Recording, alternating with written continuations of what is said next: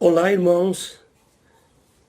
Como vocês vão passando? Como está a vida de vocês? Dando continuidade ao nosso estudo sobre o tema Atendendo ao Avivamento, eu queria falar mais alguma coisinha sobre isso no dia de hoje. Como pode acontecer um avivamento? Nós sabemos que o avivamento ele tem três medidas: pequeno, médio e grande avivamento. O grande avivamento, ele às vezes acontece num país, num estado ou no mundo inteiro. Já houve avivamentos assim de atingir quase todas as partes do mundo. Avivamentos, não é? Como aconteceu nos Estados Unidos, na Rua Azusa, e, enfim, há vários tipos de avivamento. E como pode acontecer esse avivamento? De duas maneiras. Mas para que essas duas maneiras elas comecem a fluir, a acontecer, para que haja avivamento, o avivamento ele é seguido de algumas coisas. Por exemplo, a esperança. A esperança ela é uma coisa necessária para que haja um avivamento. Sem esperança, não há fé. A esperança é ter fé, acreditar que vai acontecer e esperar que um dia realmente vai acontecer aquilo. Como nos dias de hoje, pode acontecer um grande avivamento. Em Romanos 8, 24, a Bíblia diz que na esperança há salvação. Na esperança, os afastados voltam. Na esperança, nós fomos salvos. Em Romanos 12, versículo 2, diz que nós devemos se alegrar na esperança. Em 1 Tessalonicenses 5, versículo 8, diz que o capacete da nossa salvação, ele está em sintonia com o nível da nossa esperança.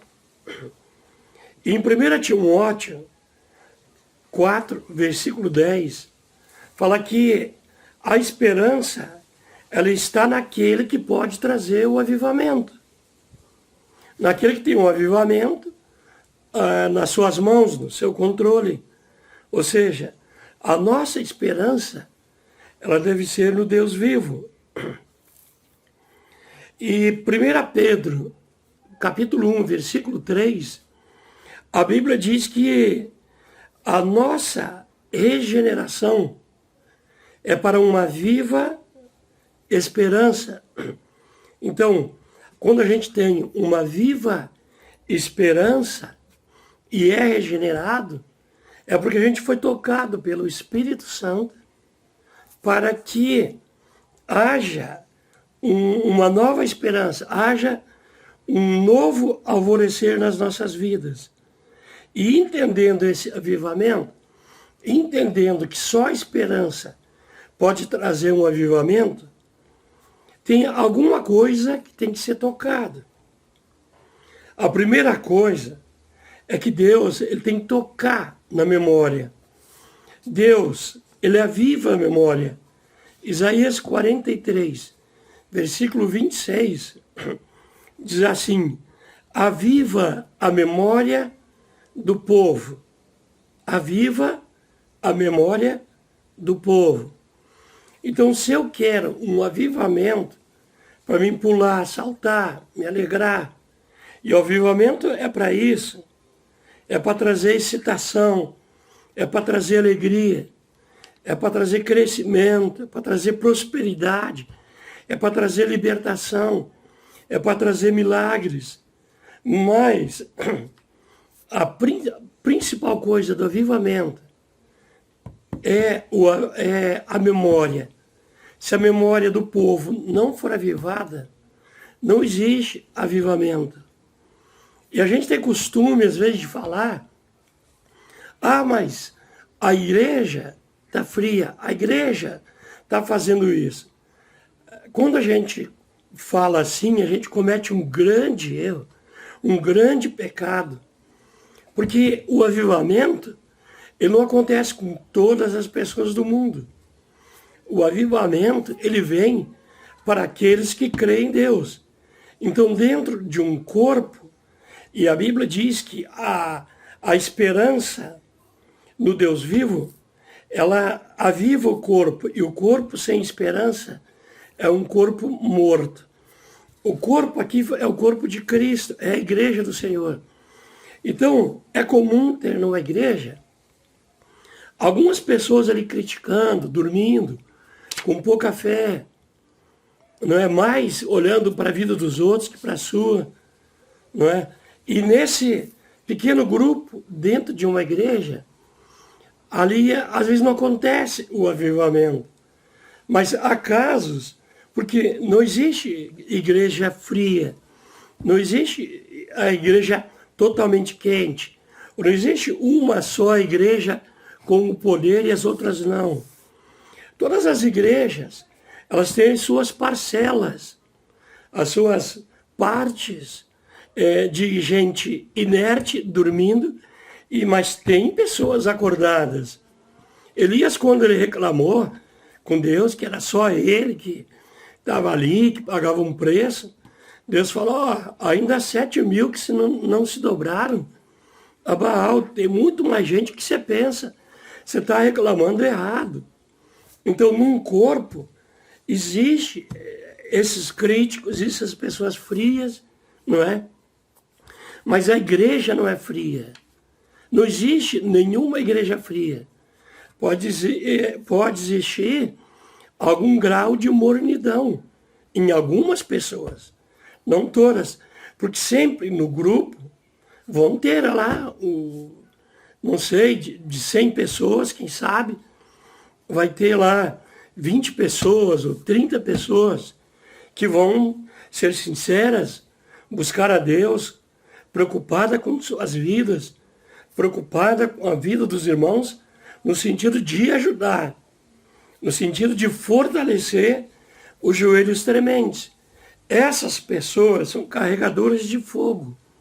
E essas pessoas, eles trazem o avivamento para uma igreja, para uma cidade, para um estado, ou até para um país. Ou seja, o avivamento, ele acontece, às vezes, no meio de um grupo em que alguns estão inertes e dormindo. É o que chamamos de uma nação morta, é o que chamamos de tempos cinzentos. Mas é preciso que haja mediadores, intercessores, pessoas que paguem o preço com oração, com jejum, com lágrimas, com sofrimento, até pague um preço, às vezes muito caro, para que haja um avivamento.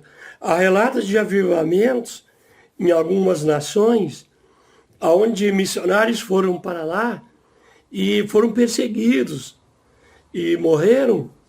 Há um caso de um pastor que ficou 8 anos numa tribo da África, orando para que Deus trouxesse um avivamento ali. E um dia, quando já bem velhinho, que ele não tinha mais esperança de nada, aconteceu o avivamento naquele lugar. A primeira coisa, então, é avivar a memória do povo, para que haja o avivamento. A segunda coisa é para avivar a obra. Então, primeiro, aviva a minha mente, a sua mente, a mente de todos nós, ela se torna viva e a gente começa a se encher de esperança, começa a buscar a Deus e invocar o nome do Senhor. Aí a gente pode pedir, nós temos aval, temos autoridade de se ajoelhar e dizer, Deus, aviva a tua obra na terra. E o que é avivar a obra na terra? Avivar a obra na terra é sair desse mundo cinzento em que às vezes a gente se vive, não é? Esse mundo triste, esse mundo desestimulado, que não há alegria, não há hesitação. Aí que vem a vontade de pular, de cantar, de gritar. Quando o avivamento, ele realmente chegou. Claro, você vai ver um morto ressuscitar, vai ver um surdo ouvir, um cego ver, e não vai ficar gelado. Você vai se alegrar, claro. Quem que não se alegra? Qual pai, qual mãe que não se alegra quando vê um filho sair do CTI da alta? Fica bom. Há uma alegria, faz até um churrasco, uma festa, não é isso? Então, tem gente que pensa que avivamento é só essa alegria, é pular, é se alegrar. Isso faz parte, mas não é o avivamento. Avivamento é salvação de almas. É quando o meu coração, o teu coração, começa a chorar, começa a se rasgar por causa daquele que está perdido, daquele que está perdendo a salvação e indo para o inferno. Então, o avivamento acontece quando Deus começa a salvar. E Deus começa a salvar a partir de nós. Nós ficamos encarregados de evangelizar os povos e as nações. E quando a gente faz isso, o coração de Deus é tocado, ele começa a salvar, começa a libertar, aí ele começa a curar, são os meios de Deus.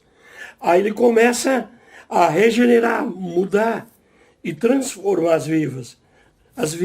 Aí então, ele transforma, porque a Bíblia diz em 1 Pedro 3,19, que um corpo, ele sem o Espírito Santo, ele é um corpo em prisão, ou seja, um corpo não avivado, uma igreja ou uma pessoa que não é avivado, ou seja, aonde não salva almas, alguma coisa está presa ali, tem alguém prendendo alguma coisa, travando. Por isso que o corpo tem que ser unido, ter unanimidade, para que Deus possa operar e o Espírito fluir. A Bíblia também diz que o corpo sem o Espírito, esse corpo, ele é morto. Em 1 Pedro diz que ele é preso. Em Tiago 2, versículo 26, diz que ele é morto. E 1 Tessalonicenses 5, 19, vem um recado.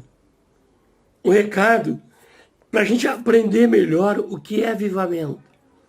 Como eu falei, avivamento é salvação de almas, é muita conversão de vidas, e aonde a gente sente isso.